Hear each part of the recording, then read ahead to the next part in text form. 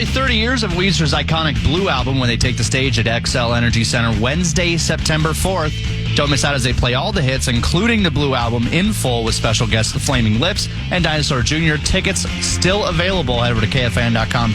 Keyword calendar for more info.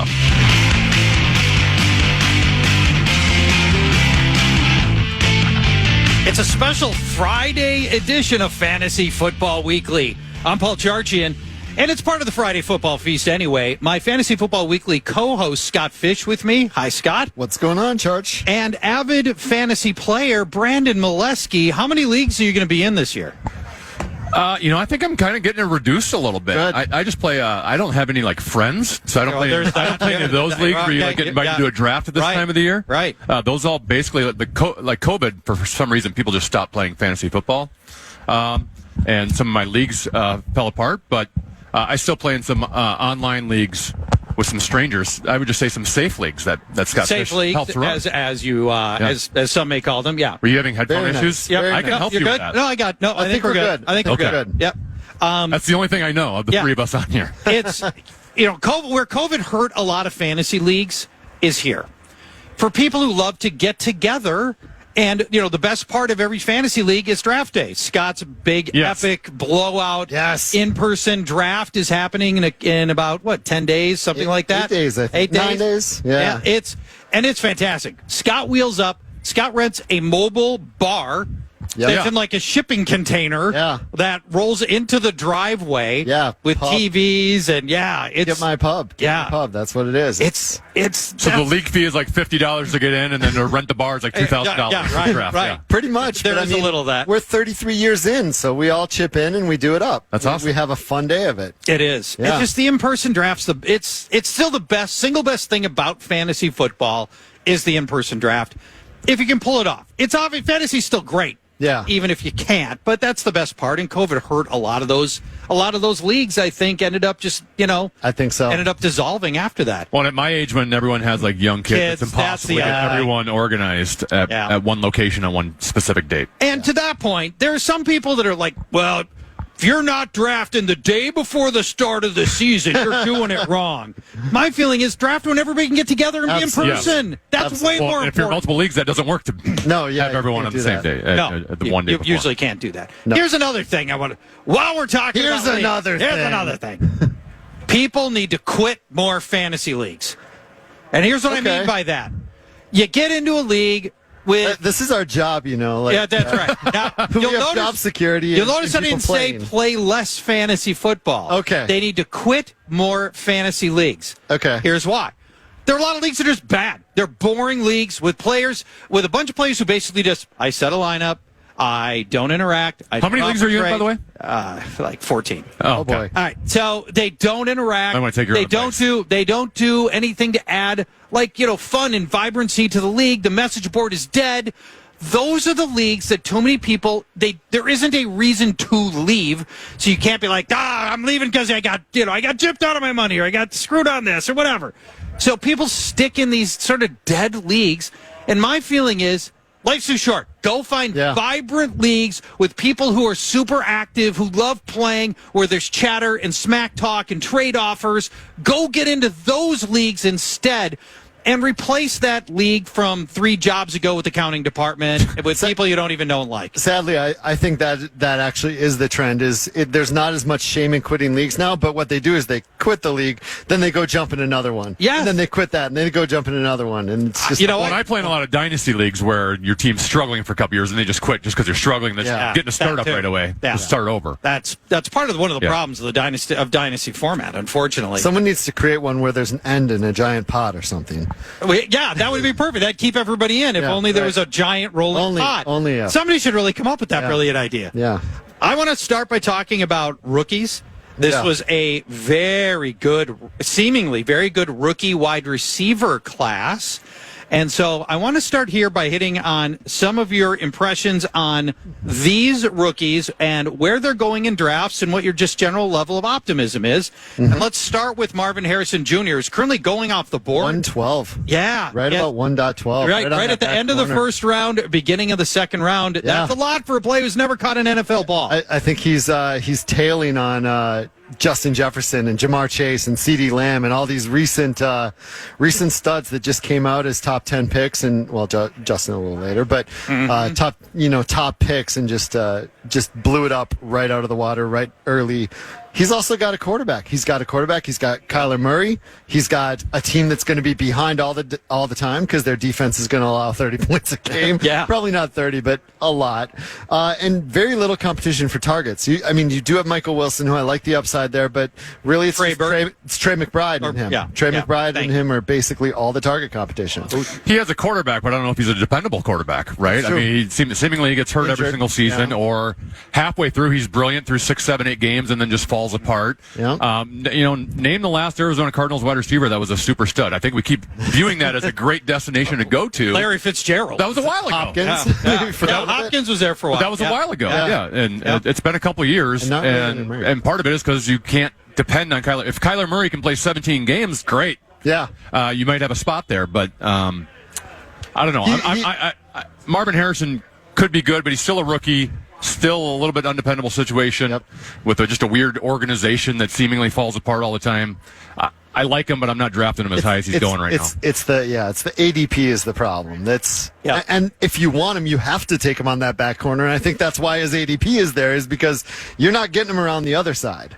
So if you're drafting at that end and you like him, you have to take him there. Malik Neighbors has moved up draft boards quite a bit, and part of it for Neighbors is because he has looked tremendous so far. You just got to tell the right person. Yeah.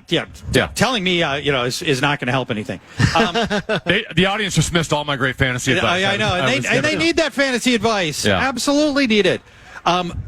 The Malik Neighbors does not have a quality quarterback, though. Kyler Murray is a lot better than Daniel Jones. Oh, God. Yeah. Daniel Jones hasn't thrown more than 15 touchdowns in a season since his rookie year, and that was only like 22.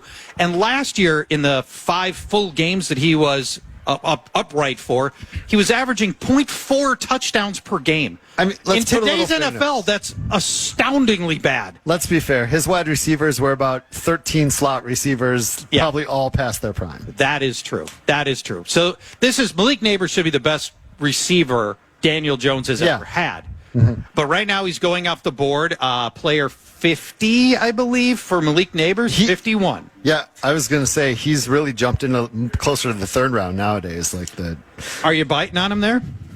I think I could, but it'd probably have to be. I don't know that I want him as my wide receiver 1 with the risk involved in having Jones as a quarterback. If he's my 2 or my 3 at that point, and it's a 3 wide receiver type league, a PPR league, yeah, I could bite on him there, but. Yeah, it's starting to get a little high. I know it's dangerous to look at training camp highlights and video and the steam that's coming out of training camp, and because that can be very, very dangerous.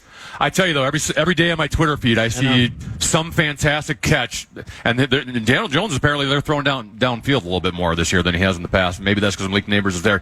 He looks like an absolute stud to me, and I would take him over Marvin Harrison Jr. I know the quarterback situation is a little scary, but straight up same round, you'd take him over him or just ADP? Have you seen some good wide receivers come out of LSU lately? He looks to be the next one. Yeah.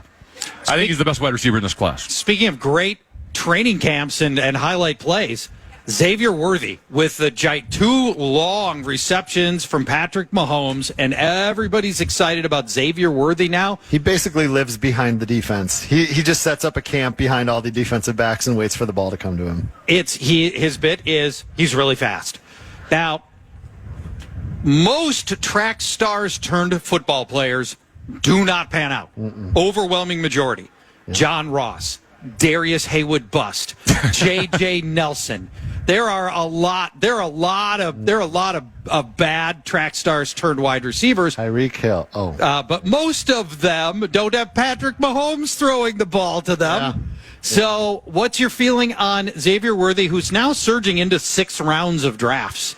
After going more closer to like the 8th round before. I would have held back on him a little bit more until we found out that Marquise Brown, Hollywood Brown, is out 4 to 6 weeks. Yeah, that makes him enticing early. It does, doesn't it? Yeah, absolutely. I still think Rashee Rice is the one in that offense. The way he ended the season finally made a Kansas City wide receiver 1 for Patrick Mahomes look great since Tyreek Hill. But where's his ADP? Where's Worthy's ADP? Because it's probably worth it. It's probably worth the risk. His is at pick 90. Okay. Yeah. So, but moving up. Yeah. For sure. All right. I was just going to add, I feel like we've been chasing Chiefs skill players for quite some time now. know. Right? Like, exactly. You know, like Every year. It was the old Andy Reid, whoever his running back's going to be brilliant, and then Clyde Edwards-Helaire is a rookie being drafted in the first round. And Guilty. Guilty. Since Tyreek Hill left, we've been chasing that number one wide receiver for Kansas City. Sky Moore has been a bust. It hasn't worked. All of them have. Xavier Worthy might be everything you just said, but at best this year, he's their third option. With as you just, Rashee Rice is going to be playing. He had a good year last year, especially as long as Rice doesn't get suspended. Travis Kelce and maybe Hollywood Brown comes back and he's the fourth option. Who knows? Yep. So that's I think my worry. If he wasn't on the Chiefs, I don't think we'd be chasing him as much as maybe we are. That's probably true. Rome Odunze was But he's getting first team looks and he has looked good. So he has looked good. There might be something there. Yep. Rome Odunze was taken, pick 8 of the NFL draft. He had some splashy plays with the Bears in their last pick preseason 9. game. Thank you. Yeah. 9 with the Penix Bears. went 8 to Atlanta. Thank you. Yeah, you're right. He did. So obviously, lottery pick upside. He's looked good, but this one's a lot more convoluted because there are 2 other great receivers. Keenan Allen might end up in the Hall of Fame before everything's said and done for him. And DJ Moore is great. They just re-upped his contract. So that's how happy they are with him. So to me, Rome Odunze is harder to figure out than some of the other elite guys like Neighbors and Marvin Harrison who win in the same ballpark. And it's very, very rare for a rookie quarterback to support more than 2 options. Yes. Very rare. Absurdly rare. But I realize it's Caleb Williams, and I realize we're in a different era of quarterbacks. But, yeah, it's once again tough for me to bite on Odunze because I don't believe Keenan Allen is done. I don't think he's cooked yet. Yeah. I think he's got stuff left. And we could very well see Keenan Allen become Caleb Williams Wooby out there and just a complete target hop. That is in the range of possibilities because you know where Keenan He's got Allen, a wide range. Keenan Allen is never in the wrong spot.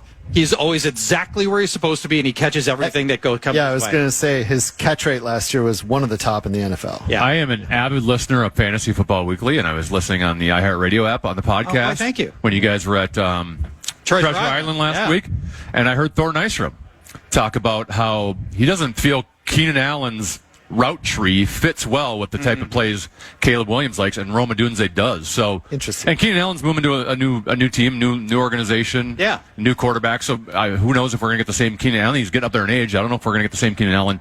Rome Odunze I like a lot. In 2 to 3 years, but this year because because of the competition, because of the rookie quarterback, it's hard to dive in deep. But he could surprise. All right, I want to hit you with 2 more rookie receivers. We can spend a little less time on these. Jaguars raving about Brian Thomas. Big-bodied, the other LSU receiver, big-bodied guy who looks like he could walk right into the Calvin Ridley role there, and he's looked great, and they put first-round equity into Brian Thomas. Yep, he's been unstoppable in preseason. All those Calvin Ridley red zone targets are gone. I think he had 25 last year. This is a big-bodied contested receiver that can get downfield, make contested catches, even outside of the end zone. God, he's the only guy that's going to play. He's got no competition for that X role. No, he walks right into that spot. Yeah. He and Christian Kirk are going to be garnering most of the looks in that offense, and that's a nice opportunity for Brian Thomas. And I feel like nobody's really talking about him, but man, I love that kid's upside. Taking him everywhere. Yeah. Let me take a quick look and see where you'd have to go to get Brian Thomas. My favorite part of the show was when Charch I start typing. He is pick 120, so that's round 10. Yeah, round 10. So where's Christian Kirk going? 10. Like round 5-ish? No, he's still going too low for some reason. Christian I like Kirk this year a lot. Yeah, he's pick 71. I like Christian. I like him at 71. Yeah, me too. Me too. But I mean, they're different positions. Kirk doesn't play the position Thomas does, so it's not going to be too One more rookie wide receiver for you. We'll take a break. Yes. Ladd McConkey. Oh, I thought you were going to go Keon Coleman. No, I could. I thought him too. We haven't done him yet either. Maybe we'll work him in too. No. All right, Ladd McConkey is potentially starting wide receiver for I don't see how he's not on the depth chart, Chargers. honestly. I know, right? It's pretty thin there. So he's Pretty sure I could be wide receiver He's got 4 to on beat that out depth chart. DJ Chark, which I like his chances of doing, even as a rookie, right? Josh Palmer is still there. Yeah. People Quentin really Johnson. like Josh Palmer, and I think it's more volume than it is anything. Yeah, for sure. Just returning veteran to the offense. Yeah. But it's a whole new offense now. Lots of running. Yeah, a lot of running. A lot of running there. So You still got to pass in the National Football League. I know, And you got to I know. pass to somebody, and Yeah. he has zero competition. I mean, Zero. He'll be out there. In terms of landing spots, it's about as good as it gets. Now, I'm a little concerned about the fact that at Georgia, he wasn't. He was like their 4th or 5th option, I think, in terms of receptions on the season. So Yeah. that's still a little worrisome that he didn't put up the college production that a lot of these guys did. Yeah. Well, and I know they he had had more Brock competition. Bowers. There were Brock Bowers in Georgia. Yeah. Vacuuming. But he wasn't Look. second behind Bowers. He was. He wasn't playing a whole lot. All right, let's hit Keon Coleman. Your Buffalo leads the league in vacated targets. Yeah. Over 300 targets gone from that offense. 340. Yeah, it's a ton. So certainly opportunity for balls to find their way to Keon Coleman. Your thoughts on him? That's basically it. It's just he's likely to start. He's looked good, and there's just a ton of volume to be had. You lose Diggs, you lose Gabe Davis. He should be starting right away. Early In second. a potentially high volume, high scoring offense. Yeah, early second Quarterback's round pretty good pick. too. Yeah. Josh Allen's pretty good. He is pretty good. I think that'll probably work out fine that way. I like Khalil Shakir is the Buffalo that I'm targeting. The slot guy in Buffalo is always the one who. Dalton Kincaid's where it's at. That might be an that emerging might tight be. end this season. Yeah, I've got Kincaid in a bunch. Great of quarterback. Once and again, very Josh little Allen. competition. I think he can support all three. Yes, he can. He's good enough to. All three of those guys are many guys worthy. And you don't have to pay that much for Well, any Buzz of will them. James Cook by running it in. Then he'll do that as well. Yep. Kincaid, you do a little bit. Kincaid currently two. going off the board at position 52. So I was going to That's say no it feels discount like on he's always Kincaid. in the fifth. yeah, Where Shakir. among tight ends is he? Shakir is going off the board at Kincaid's usually about 128. fifth or sixth. Yeah, Kincaid's right around 4th, 5th, Yeah. 6th. Yeah, I think on my cheat sheet I've got him 3rd. So when we come back, let's hit on some of the rookie quarterbacks because many of them have turned heads. We'll talk about the fantasy viability of the rookie quarterbacks. It's still the Friday Football Feast, but it's a fantasy football weekly hybrid edition. Sure. Between now and the top of the hour, at which point the common man will take over.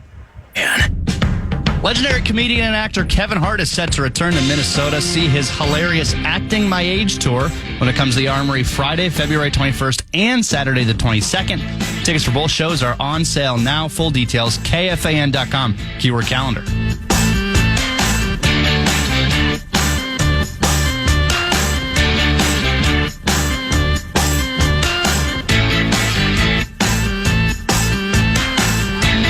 Welcome back to our hybrid edition Fantasy Football Weekly and the Friday Football Feast.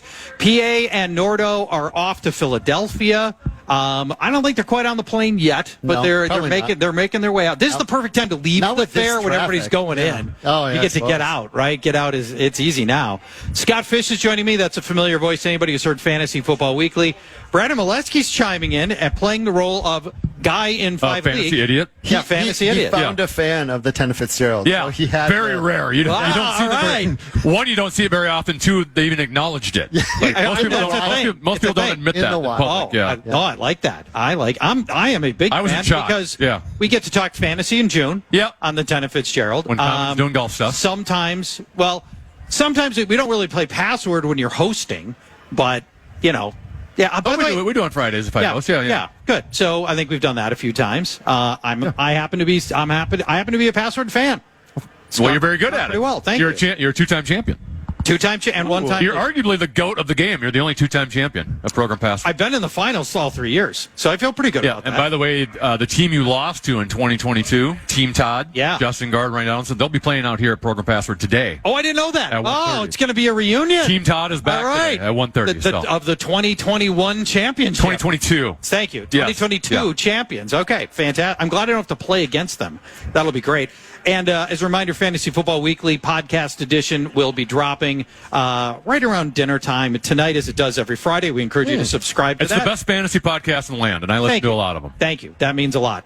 Let's rip through rookie quarterbacks because this has been the biggest story of the preseason. And just from a fantasy perspective, I want to start with the first quarterback taken, Caleb Williams. This is my most drafted quarterback across my league so far, and I'm about halfway through my drafts because I can get Caleb in roughly round 9, and I get rushing and throwing upside. I don't think a quarterback has been dropped into a more favorable landing spot than this. In memory, I can't remember a quarterback who's had more talent around him and a better opportunity to succeed than what Caleb Williams has right now. Right. Yeah, I can see it. Round 9's great, especially for when you're sloughing quarterback to the 9th round. If you're not grabbing one of those first 5 or so quarterbacks, top quarterbacks, he's a great option there. And we've talked about this a lot. Caleb and Jaden, they have every inch of possibility to be a top 12 quarterback this year. And you're getting them on the back half of your draft. That's right. Right now, Caleb Williams going off the board at pick 98. So, whatever that is, round 8 or so, that seems like a nice spot. I think what people don't realize is that Caleb Williams is a runner. He is going to pile up some really solid rushing yards. He's going to get some touchdowns. I'm really interested in that part of his game, and I don't think people are paying enough attention to that. Yeah, it's probably just due to coming out with Jaden Daniels that they're not thinking. Yeah, he's not at that level running, and he's a gunslinger. So there might be some, real NFL quarterback play that he struggles with. Right, he might throw some interceptions, but from a fantasy standpoint, he's just going to keep chucking and keep throwing. You mentioned his weapons. There's one thing that concerns me about. I get the history of Chicago Bears quarterbacks has been. I get it's been really bad. I also feel like that's not a friendly stadium for throwing. Right, just the wind and the cold, and you're playing outdoor games there. Yeah. And it seems like that can hinder. Like they've always wanted to just be a running team there, and it might be because of their poor quarterback play. But I also think where they play is not the most fantasy friendly place to play. Remember that season opener with Chicago 3 years ago against the 49ers in the monsoon? Yes. That was awesome. And Justin Fields won that with a run, didn't he? He did. Yeah. He did. It was an epic upset. It was I want to say the Bears were underdogs by 16 points or something, and they went in and it was a monsoon-aided victory with very little scoring involved. Very little run, but you didn't have to have it at that point. The other thing that I think is worth highlighting about Caleb Williams, there have been some bad plays in these preseason games, but there's also been some plays that are you belong in the NFL. That is a throw that there are only 10, 12 guys in the NFL who can make that throw, and he's already doing it in the preseason. Yeah, I don't think anyone's questioning if Caleb Williams belongs in the NFL. But he's got probably the best trio of wide receivers and a running back who can catch out of the backfield as well in DeAndre Swift. Nobody talking about DeAndre Swift. No, they really aren't. That might be a missed opportunity in drafts. The fact that DeAndre Swift hasn't been active for any of his preseason games tells you what his positioning is. Yeah. I think people are getting sick of being teased by him. Right? Like in Detroit, you're always thinking he was going to be the next great running back, and it never surfaced. Right. Gets his change of scenery to Philadelphia. Right. Got off to a good start, I thought, last year, and then just kind of fizzled as it went along. It does feel like there's so many pieces in this offense that people have certain little bit of question marks with that have driven their ADP down, but you have decided to grab the one that's going to touch the ball all the time.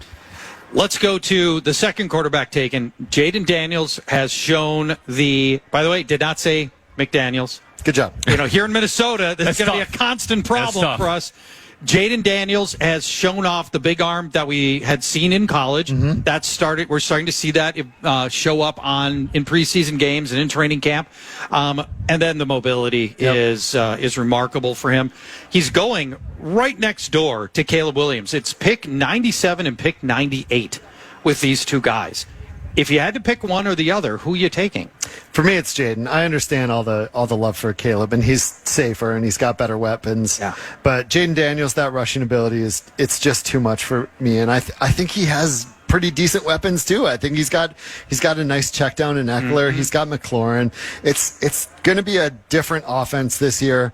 Jaden Daniels, another thing about him is he's going to rack up 500, 600, 700, maybe even 1,000 yards rushing. Yeah. When quarterbacks come in the league, their rookie season, they rack up. I think the stat is something like every rookie quarterback that's hit 500 yards rushing has been a top 12 quarterback or something like that.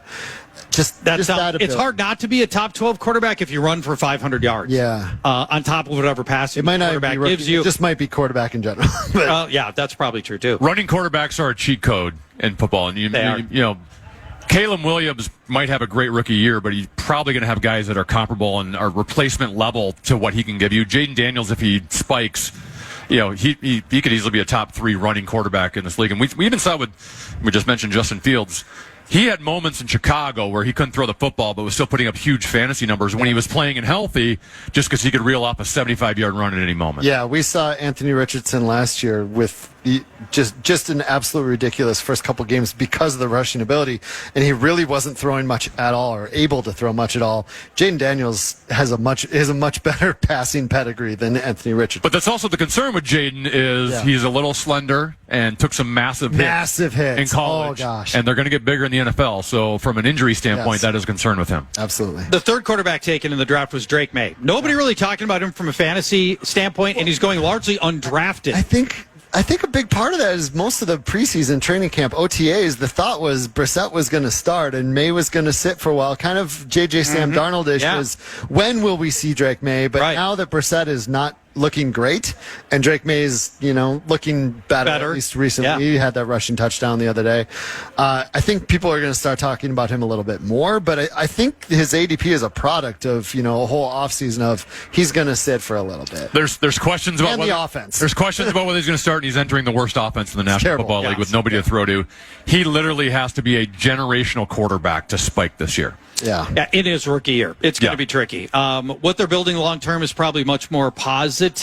And they did draft, they put 2 of their first 4 rounds picks into the wide receiver position, and Baker Rapole could end up emerging here. Demario Douglas returns. There's a little KJ Osborne. KJ Osborne's there. He's been running with the starters, so It's I'll say this about Drake May. I watched all of his passes in this last game. He's already making his progressions and his reads. I think he's going to be super technically sound as a rookie, and I'm really optimistic about the long-term path for Drake May. Okay. Yeah. So there were rumors the Vikings loved him and wanted to move up to number 3 to get him. So yes. It's not even an indictment of Drake May. It's more of the situation he's in. Yeah, absolutely. Yep. If he were in Minnesota right now, it would be a different conversation. Yeah, for ssure.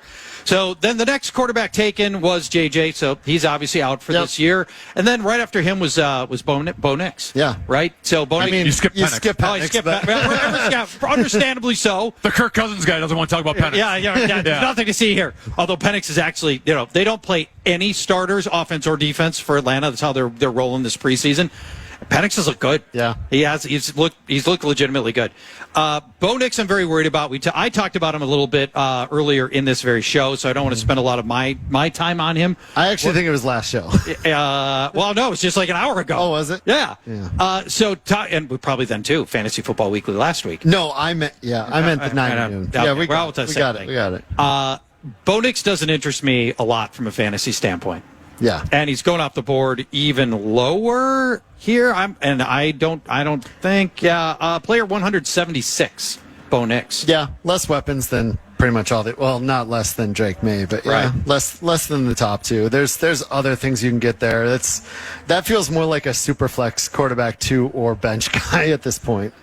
His ceiling is being like a mediocre starting quarterback. That feels like it. Yeah, right, like a replacement level quarterback. And to your point, other than maybe New England. Actually, even New England with Ramondre Stevenson might be on par, but is there a worse skill group from a wide receiver, tight end, running back situation than Denver in the National Football League? I like their running backs. Jaleel McLaughlin is a favorite of mine, and you like him compared to ADP. You don't like him overall. No, I do. I mean, no, I do like him. I like him as for what he's going to do is be a change of pace runner as a pass catcher. I like Jaleel McLaughlin. I mean, if you get peak Javonte Williams and peak Jaleel McLaughlin, that's a pretty good set. Yeah. You generally get injured and consistent on both.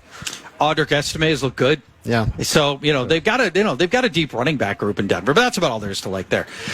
Let's take a break. All you have to like is you hope that Sean Payton is an offensive genius and can resurrect like Drew Brees 2.0. That's your the dream hope. there. That is the hope. How much of the Bo Nix hate is on? It's because of Sean Payton. I know. That's the part of the problem. And I mentioned this when I was talking about him earlier today.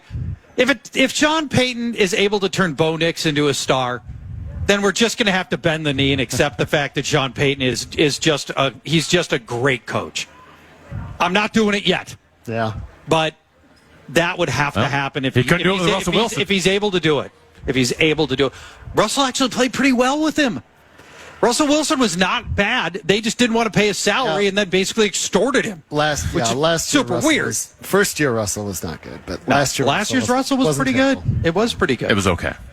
When we come back, I want to talk through some of the crowded backfields and wide receiver groups. Like, what do you make of Houston's 3 talented receivers, and how do you approach that from a fantasy standpoint? It is a hybrid edition of the Friday Football Feast and Fantasy Football Weekly with Paul Charchian, Scott Fish, and Brandon Molesky back in moments. And the Fan.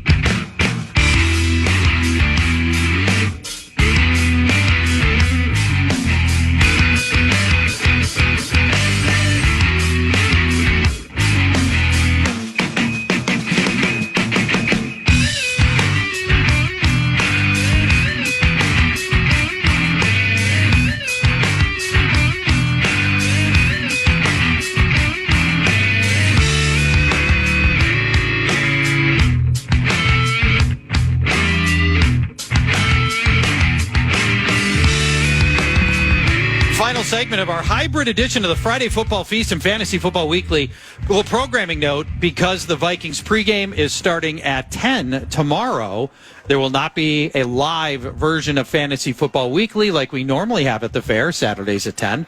So we will have the live version of Fantasy Football Weekly the Saturday after that, 8 days from now, and we will do the big listener draft where we pull people out of the stands. We do our big draft, and people bring their kids and all that stuff. It's always Ian will be here. Yeah, Ian will be here. Will he be drafting? I don't know. Normally he comes up and critiques, but I know. He's too good for that now. He might want to draft. Okay, he might want to draft. Yes. I'm always confused when you write his name on social media because the I looks like an L. So I'm like, is it Lane? He's going to deal with Lane? that his whole life. Yeah. Great job, Dad. Yeah, I know. You could have just been IAN, right? Could have. Yeah, But we're Scottish. I like IAN. Scottish. Yeah. Armenian. Let's talk through some crowded backfield. Okay. These are teams where Basically everywhere now. there is a little bit of that. Yeah. There is a little bit of that, right?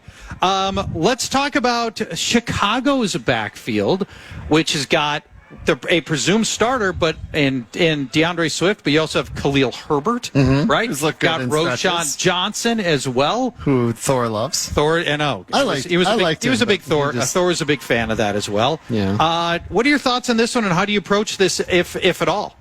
Yeah, that's the point. For me, it's probably if at all. I feel like at their ADPs, there's always someone else in those rounds I know you think that there's a lot of inside the 5 work to be had, but we don't know who that's going to be. Yeah. That's the biggest problem. I'm not touching Roshan and Khalil anywhere. Yeah. Just because they both have been in the league a couple of years now where, they are what they are. They're committee at best backs. And now they're competing with each other to be a committee back. DeAndre Swift, I'm still interested at just at his ADP because I still think you can get him at a good value. He can catch passes. Yep. Might end up getting the lion's share of the work. So obviously I might draft DeAndre. The other two I'm not touching. Miami has pretty much the way it is. has the most deep, confounding set of running backs It really in the league, does. in my mind. Yeah. You've got Raheem Mostert with all the touchdowns he scored last year, Devon Achane, who had the breakaway highlight plays, and then they put a 4th-rounder into Jalen Wright, who's a dynamic, fast running back, fits the mold that they want in Miami. This one is going to be, I think, and they score a ton of points. So there's points to be had here. Yeah. But this is going to be a tricky one to decipher. Yeah. Week in and week out. Yeah, you got Mostert at 32. Both him and Achane with their injury woes. Achane's the guy I want most in that offense, but if you're taking a late dart throw, Jalen Wright has so much upside, absolute ton of upside. Mostert is the one I'm generally not grabbing as much, but if he goes at the right price, all those touchdowns, that offense is great. But Achane has every ability to be, if they give him the right amount of work, he's so dynamic. He's such a good pass catcher. He's so efficient. His yards per catch, his yards after the catch, his yards per every bit of what he does, his explosive rates. He could be a Christian McCaffrey if it was his backfield alone, but he's not. It's not. Everyone's very high on Achane, and I get it because he does have a very high ceiling. But I can't draft him where he's being drafted right now with some of the running backs behind him. Yeah, that's the problem. Mostert on the other end, I'm not going to act like I love him. There's flaws there. I can't see him replicating a 20 touchdown season. He's up there in age. He seems to get hurt every single season. Yeah. You already mentioned they drafted Jalen Wright. But where he's getting drafted, I'm willing to take the risk involved. Jalen, right? With Mostert. Where right. Mostert's getting drafted. Pick 75. There's good reward that goes along with that risk, whereas Achan's getting drafted, I don't know if the risk can meet the reward there. Yeah. And Achan's history of injury makes it clear that he can't be a workhorse back. No matter what, they have to limit his touches to that 12 touch range, maybe 14. They can't give him more than that, and that.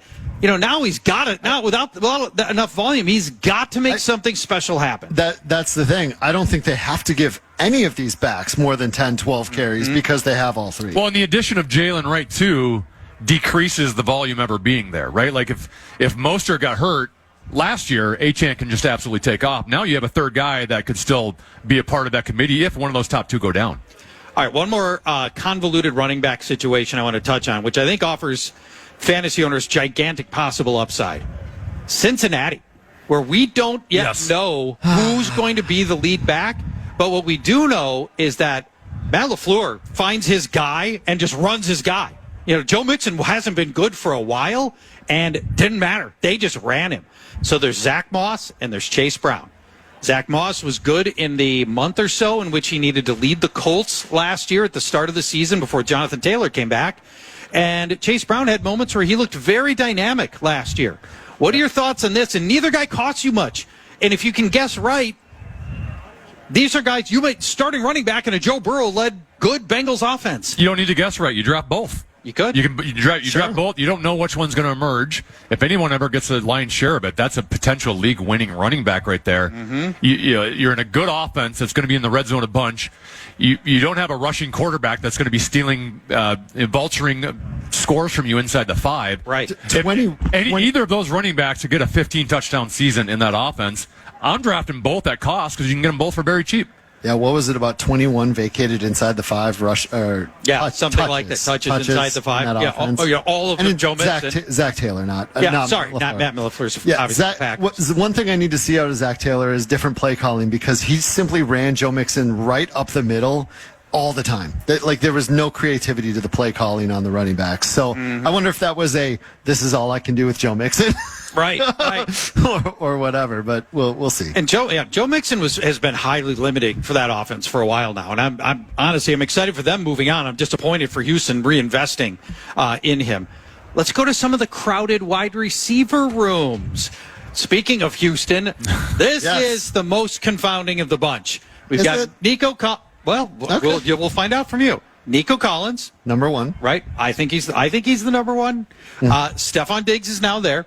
Then Tank Dell. Number 2. Number 2. Well, that's the order they're going off the board in many, many fantasy drafts. I know. But the catch is they all play the X, the Y, and the Z. Yes. So Houston is going to have this super unpredictable offense in which you're never going to know play to play, game to game, who's going to be on the field and playing in what spot. And that's great for Houston confounding defenses, but it's also going to confound fantasy owners. I feel like he can support them all.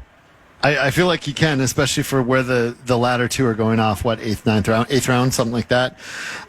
In my order is Nico, then Dell, then Diggs. I view Diggs as kind of a moving around similar to Brandon Cooks in the latter part of his career. Not this latest iteration of Cooks, but back when he was still a 1,000-yard, 5-touchdown receiver, but an upgraded version of that. I think Dell and Nico are the guys I want. Nico's definitely the one I want. I will not be drafting Nico Collins in any draft. Oh man, I have. We are very on the opposite side of this. Because of the competition you're talking about. Tank Dell missed a good chunk of last season, but he was a very competent as a rookie. He looked good. He looked good as a rookie. He did. And then you bring in Stephon Diggs, who's everyone seems to be giving up on, and I get because of his age. He still last year had over 100 catches, had around 1,200 yards, and had around double-digit touchdowns. Like, he was still very productive. Maybe he wasn't at the level we had seen him previously with Josh Allen, where he was up towards 1,500 yards, but he's still putting up big-time fantasy numbers. I think he's going to be motivated it's changing situations after what happened in Buffalo, and a motivated Stephon Diggs is a very good Stephon Diggs. I think Diggs is going to end up being the number 1 receiver, and I think I'm in the minority on that one. I like it though. And you also know he's going to demand the ball. That's right. If he's not the number one, somebody's going to pay. He's going to pout if he doesn't get it. So year one is going to be the honeymoon period. They're going to give him the ball. I'm not touching Nico Collins at 13th wide receiver ADP right now. No, thank you. Okay. I like that we have a whole family of 7 all eating corn dogs. Yeah, look at corn that. dogs for everybody. That's fantastic. You're raising them right. Well done, Mom and Dad. That's fantastic. Another crowded backfield. They have their own fantasy football league right there. They do. That's their family. That's the home league right there. Yeah. They really should spring I just had a guy come up and tell me about his fantasy league. It's just his 5 friends. It's super, super deep starting. Yeah, it would be very deep. But I'm like, I love it. It's creative. They could play a guillotine league every month. Yeah. There'd be they have a that guy's September, 5-team league could join those 7. Yeah, there you go. There you go. We're building friendships. Absolutely. Green Bay's set of wide receivers. Oh gosh. Also confounding because all 4 guys have flashed elements that make you go, "Ooh, there could be special talent here." Yep. But they can't. I don't know that Jordan Love can feed 4 different receivers and then knowing game in and game out who's going to be the guy is going to be tricky. They spread it around, and unlike the situation with Nico, where I totally get the ADP not being worth it for Brandon over here, all 4 of them are basically going in a 2.5 to 3 round range. Right, and they're all right in the same spot, and not an expensive range either. No, these are like round 8, 9, 8 round 10. Yep. Yeah. Yep. So, is there one you're prioritizing? No. Like if it was, maybe it's Wicks because he seems to be going behind a few of the others. But really, I just don't know which one to pick. Any one of them can be wide receiver 1 or wide receiver 4 in that offense. The one I'm never touching, it seemingly is Watson. I don't know why. I'm with you on Watson. I'm with you. Yep. Well, even in Jaden Reed at his ADP, like Rashee Rice is behind him. I'd rather have Rashee Rice than Jaden Reed. I'm avoiding all 4 Green Bay Packers. Yep. Even if one goes down with injury, you're still competing. And now reports are Tucker Kraft is looking great as a tight end in training camp right now. Complicating matters. I'm avoiding all 4. The reason I'm out on Watson, the archetype of receiver that I almost never pick are low volume, bombs away downfield guys where if you don't connect on that big play, you get nothing. Gabe Davis, Marquez Valdez-Scantling, those guys who have to come up with that once a month big play. Jamison Williams, another guy that does not fit my mold. Okay. Now, I'm not saying these guys can't be good. I know. I get it. To me, the low volume means it's just the variance is too high. You never know what game they're going to hit. The spike weeks, the bad weeks, really, hard to know when they're coming. Those are the guys that I never prioritize. It's such a cop-out. It's always a better and best ball, though. It is better. Like yeah, but I guess if you want to go ADP route, Romeo Doubs would probably be the one I'd pick because I think he has just as good a chance of succeeding as any of them and is going lower than Watson and Reed. He's the surest of them, perhaps. Reed gives you Debo. He's Dollar Tree Debo, right? Where they throw him at the line of scrimmage. He tries to make a guy mix, pick up a few extra yards. That one to me is a little bit trickier. You can hear a lot of Fantasy Football Weekly. The full 2-hour version coming podcast tonight. That'll drop around dinner time as it does every Friday. We've got Common Man. Probably stealing all my takes from today is what you'll be doing. Yeah, that's what we'll do. Yes. I'm assuming that's what's going to happen. We're just going to play back your audio and only your audio from this past hour, Brandon, and that's going to be our whole show. Sounds like a wise idea. The musings of Brandon Malone. Best takes they've heard on that show in decades. Absolutely. Program Password coming up today? 1:30, Lil B at 1, and then Justin Guard and Ryan Donaldson will join for Program Common Man and Brandon coming up next. Nice. Thanks, everybody. Talk to you soon. Bye-bye. Podcast today's Paul Allen Show, or listen back to previous show and interviews by going to the iHeartRadio app or KFAN.com.